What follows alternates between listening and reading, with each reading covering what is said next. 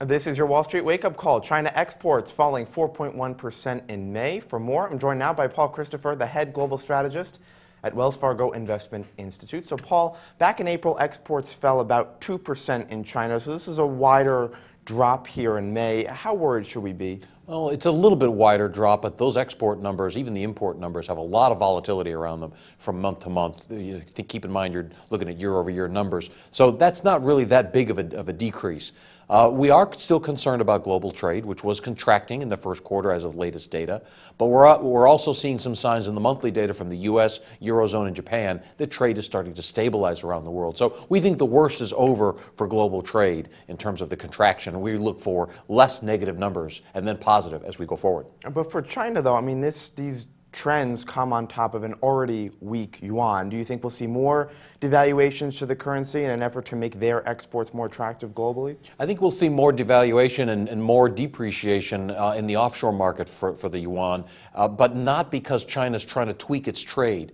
That's the strategy of a lot of other countries. China's trying to depreciate and devalue its yuan to get it more in line with other regional currencies so that it can open the currency market to free trading over the longer term. That's going to be a good thing. In the meantime, though, the risk is that by devaluing too much, they force a lot more capital out of the country. That's what they're trying to avoid. And so on that note, do you think China will meet its 6.5% to 7% growth target this year? Yes, I do, mainly because they've adopted a lot of deficit spending in the last several months, especially in the infrastructure boosting area, and that's going to keep, we think, the growth rate right around 6%. Our estimate is a little bit lower than that because we think they'll eventually run out of stimulus for this year, and growth will slip a little bit below the 6.5%, but it's going to be easily above 6%, we think. And keeping with this theme of global growth, the Federal Reserve seems a little bit less worried about the global picture.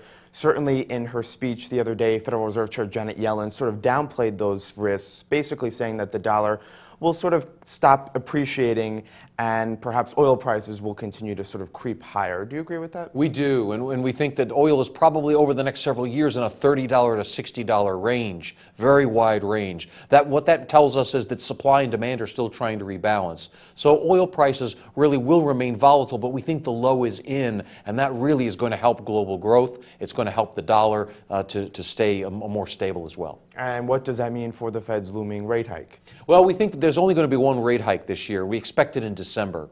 If they should feel themselves, and after last week's employment report, it's probably a little less comfort, but if they should feel themselves more comfortable, they could move in July, in which case we would think they would not move in December.